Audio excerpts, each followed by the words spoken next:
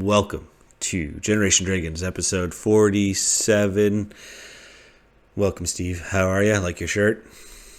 Thank you, sir. This is just for Nintendo Direct. I had to represent Nintendo. Me too. Cheers, my man. Dink. Yeah, that's true. Dink. Barley sandwiches. Welcome, everyone, by the way, and thanks for watching our show. You usually do that.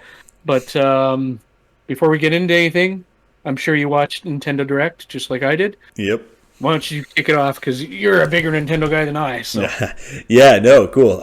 So I actually had the kids watching it with me. Like Steve said, thank you, everyone, for listening and watching us. But yeah. So anyways, it was like 4:59. I'm like, okay, kids, we gotta get in front of the TV. We gotta watch the Nintendo You watched Direct. it live. I watched it live. Yeah, I watched it later. So it was good. I mean, the first thing that when I turn it on, we start watching is the Fire Emblem Warriors Three Houses, which is it's okay. I mean, for me, I played the first Fire Emblem Warriors and I enjoyed it, but I don't think this one is for me. I was looking more forward to hoping more that they would do it just a straight up another Fire Emblem game. But again, it came out a couple. So Three Hopes. Three houses. Right? Three houses. Three houses. Yeah. Three houses. Okay. Yeah.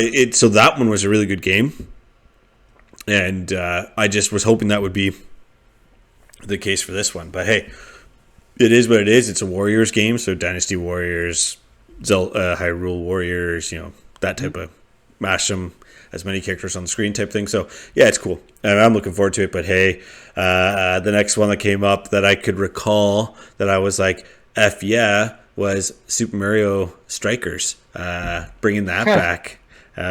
So Battle I was a League. little surprised you're bringing that up first. I thought we'd talk about it later, but yeah, so that's probably something that everyone will love. Like, I know my kids will be all over that if I get it. And so anyway, I'm cutting you off. Go. No, that's exactly it. I mean, as we talk about retro stuff, Strikers was a GameCube game. GameCube's 20 years old, and according to some people, GameCube How old are we getting? GameCube's retro, right? So that's When did that happen? Exactly. But that's what it is. So yeah, it came on, and the kids were watching with me, and I'm like, "So you guys want to play that?" They're like, "Yeah, we want to play that." I was like, "Heck yeah, let's get this going. So I'm excited for it. I really like the first one. I know they've kind of redid it on the Wii, so I'm kind of humming and hawing. I hope they really spend more time on it than they did with Mario Tennis Aces on the Switch. Like, I liked Aces, and they did release like free downloads for characters and stuff like that. But it just didn't feel like it should have felt, right? It kind of felt like a Mario Tennis 64 style game. So I'm hoping Strikers gives a little bit more, depth to it. And I know it's a soccer game, and we're not talking FIFA here. We're talking Nintendo, but it'll be fun. That's exactly right. It's definitely for it to be 8 players, being everyone on the screen, right, except for the goalies or whatever characters you choose. Like, that's pretty impressive. That's gonna be fun. 8-player get together and just jam away all in one Switch. So that's pretty sweet. Anything that stood out that you were like, yes, or anything you're like, oh, didn't know that was coming. What else caught me by surprise was the Nintendo Switch Sports. So they're re-releasing Wii Sports. Are they re-releasing it, or is it? Well, it's remade? new. It's new sports, same sports, and stuff like that. And I'm like, oh, hey, Maddie, look. That's where I was confused. I was like, isn't that the same game we already have? So. Yeah, it's kind of more or less the same. Like, the bowling looked exactly the same as the other bowling because that's what Maddie saw, and she was like, "Oh, it's that game." I was like, "Yeah, Maddie, it's the sports game that we played." She's like, "Oh yeah, I can't wait for that one." I was like, "Yeah, you know what? Me too." But yeah, that one caught me off guard. And then I was Splatoon 3, which was another one that I was excited for. Like, it was coming out, so I was pretty happy to see that one come. Another game that the kids like while I'm playing it, and they like to jump in and play Splatoon with me. So, looking forward to that one. Anything that caught you off guard or excited for? Or? Chrono Cross. Nice. Big time. Yeah, so the thing with Nintendo is they just keep rehashing the same things over and over and make the same games, remake it, make it better, update it, whatever. But that's one game I would be hugely excited to replay. So Chrono Cross definitely, and I had to get the clock out just for this. Yeah. Although it looks like time has stopped. Yeah. For me, I'm stuck where I am. But yeah, that one's I'm looking forward to. I half expected a Mario Kart 9. Well, Not DLC, but you know what? It's like 40 some tracks or 40, yeah, 40, yeah, 48 tracks. So that's exactly it. It's just it's hard to say, like you were saying, right? I was expecting Mario Kart 9 as well, and I think a lot of people were. But it's 48 tracks. However, it's 48 tracks of like remakes of tracks and stuff like that, not new tracks. But honestly, I'm okay with that. Like, not because I'm a big Nintendo fan or anything like that, but there are a lot of tracks that were in the old games that were good. Yeah, that they're bringing back, right? Like, I don't like spending money on the same game over and over, or even DLC. But this is something I probably would because we all love playing Mario Kart, and to play that's a lot of tracks, man. Yeah. So that's probably something I'd actually drop $25 on, or whatever it is for the cost. Well, that's exactly it's $25, right? It's not if they were like, okay, well, it's Mario Kart 8, but you have to pay $60 for it. Yeah, it is like a new game. Yeah. No, but for $25 for a game, I mean, a game that's fucking pushing 10 years old, but yeah, It's crazy when you bring that stuff up because I don't realize how old some of the stuff is. And I think at the start of this call or chat, whatever you want to call it, when you mentioned that the GameCube is retro, I'm like, what? Yeah. How is that retro? I used to sell that. That was like one of our bread and butter consoles. Like, yeah, man. Yeah. That's it. So yeah. So that one cut, like, I was excited for that because I'm in the same boat. The kids and I like to play Mario Kart as well. And you know what? Hey, if they do it similar to what they did with Smash and make that one game and then just keep like releasing updates and stuff for it, sure. I mean, I would have loved if they're like, hey, Mario Kart 8, but now you get to have 2 people on carts and it's like Double Dash. Then I'd be like, yeah, fuck yeah, Double Dash. But America. Yeah, America. Anyway. Yeah, I know a couple other games that caught me off guard that I didn't expect to see at Nintendo Direct is Front Mission and Front Mission 2. So I didn't see that coming at all. Not that I'm a big fan or anything, so I guess I wasn't expecting it. I guess you were a big fan? Well, here and there, I just remember Front Mission more from the PlayStation and always being advertised with PlayStation, not with Nintendo. And I think Front Mission 1 was a Super Nintendo game or something like that. It was Famicom, and then it was Super Famicom, and then maybe got moved over to PlayStation or something like that. I didn't really play it, so no, neither did I. But that's exactly it. I was just surprised to see it being announced on Nintendo versus PlayStation, right? Kind of like how KOTOR got announced to be remade on a PS. Yeah, so like that caught me off guard. No Man's Sky coming over. Oh, yeah. I'm not surprised. What else is there that I was thinking about? I actually have it listed. Advance Wars. I've always been a fan of Advance Wars. Yeah. So I'm not overly excited because I already have them on the GBA. But it's kind of cool. Advance Wars 1 and 2. I'd play that. Xenoblade Chronicles 3. Yeah, but that'll be huge for a lot of people. Yeah. So. Yeah, I played the 2 Xenoblade. Chronicles. Did I play both? I can tell you I didn't finish both. No. Who finishes games anymore these days? No one ain't when do we have time? Ain't got time for that. Yeah. Ain't nobody got time for that. Yeah, that was the one thing when it was at the end. I heard like the way it was going. I'm like, it's probably a Xenoblade game, but is it Chronicles 3? Like, which is impressive that they announced it. So it's cool because exactly it's a big Nintendo franchise for a lot of people. One game that I don't really know anything about, and I think it's another Japanese game that came over that I'm hoping you can enlighten me on, and hopefully you know about it. But Alive, yeah.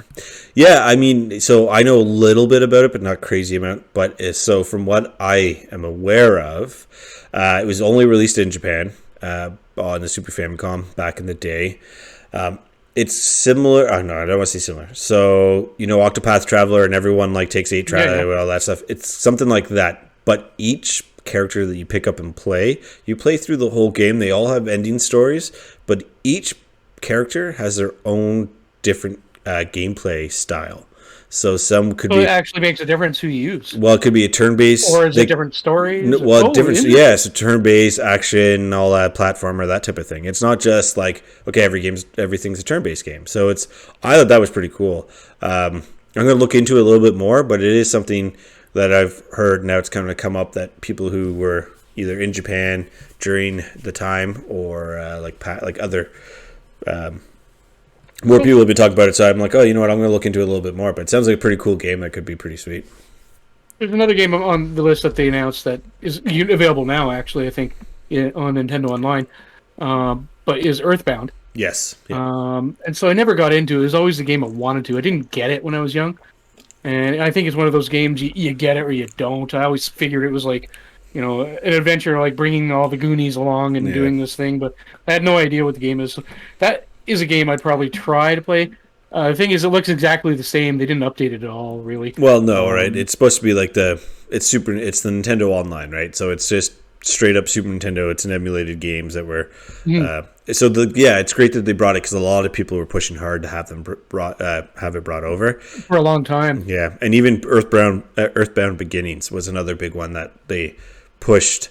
But a lot of fans were like, bring that over. Again, I played Earthbound a little bit. Nothing crazy. I didn't go.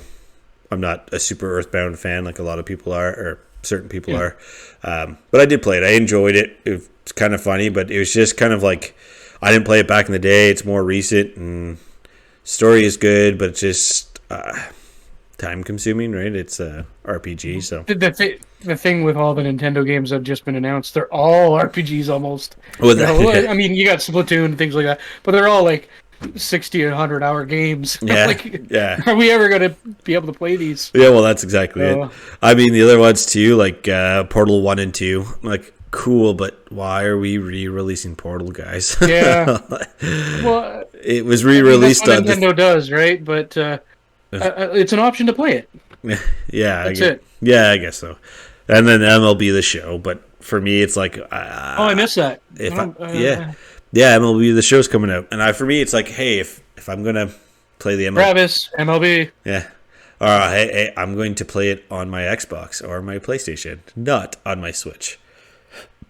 Yeah, agreed. So, right, so. And then, Star Wars Force Unleashed coming out, too. Yep. Great game. Yeah. Not one I will buy. Owned it. Well, you already have it. Exactly. So why buy it? It probably actually the videos looked like it looked the same. So why would I buy it again? Right. So, that's it. Yeah, I mean, there's a couple like Kelowna. It was a I don't remember that one. Klonoa. Door to Phantomile and Kelowna to Luna. Anyways, they were Bandai Namco games released back in the day. I think they were like PlayStation 2, N64 era games, platformer. Maybe for me, I'd have to wait and see. I didn't play them back in the day, so I don't think I'd jump on that. I hear you there. It's just there's no tie for it, right? For me either. Yeah, exactly. So. Cuphead. The DLC's coming, which is great. Again, have it on Xbox, so I'll play it on Xbox. But it's great to see that they're supporting it on the Switch as well. But speaking of DLC, you might as well talk about Dread and the crazy DLC that's free. Yeah, it's like the One Touch Dead Dread. Yeah, kind of stuff. Yeah, the One Touch. Yeah, it's like, oh, great. So like, what's the point of collecting all of the things?